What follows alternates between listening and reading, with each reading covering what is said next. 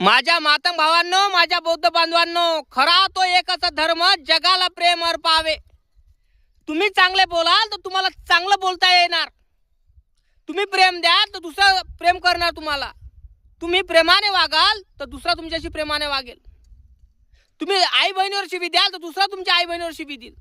तो तुम्ही त्याला ट्रोल कराल तर तो तुम्हाला ट्रोल करेल. तो विचार करा. जिंकायचं असेल तर प्रेमाने जिंकू शकता, शांततेने जिंकू शकता. तुम्ही एकामेकाशी झगडत असाल तर सिद्ध काही होणार नाही, काही मिळणार नाही. कळलं काय? असं होणार की एका ठिकाणी भाकरीचा तुकडा पडलेला आहे. एक लांडगा असतो आणि तो म्हणतो की मला हे भाकर खायची आहे, पण कसा खाऊ?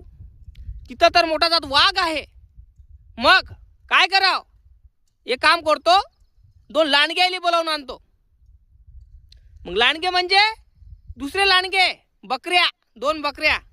मग बकऱ्याला आणते, पाय मध्ये भाकर आहे, ती तुई होय म्हणते. तो म्हणते ही तुई होय, म्हणजे एकामेकाला सांगते हे तुई भाकर होय. तो म्हणते ती तुई भाकर होय. मग काय करावं? तिथं वाघ आहे. मग त्या भाकरीपाशी दोन्ही बकऱ्याला पाठवून देते. वाघाला ते भाकर, वाघाला ह्या बकऱ्या दिसते. मग तो काय करतो? जो मेन असतो लांडगा, तो काय करतो? हा जो वाघ असते ना, हा 2 बकऱ्याला म्हणजे मारून टाकते आणि ह्या शिकार तिकडे घेऊन जाते आणि मग राहते ते भाकर. म्हणजे भाकर खाणे मग तो खाते. म्हणजे का असं होणार आहे? मार आणि मागाची झगड लावून देणार आणि फायदा दुसरा घेणार. म्हणून सांगतो मी तुम्हाला भावांनो, आपल्याला झगडे करायचे नाही आहे, प्रेमाने जिंकायचं आहे. कारण साने गुरुचं वक्तव्य चांगलं आहे बरं.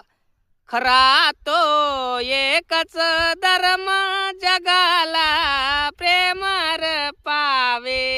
कळलं काय? प्रेमानं प्रेमाशी राहा, प्रेमाशी वागा.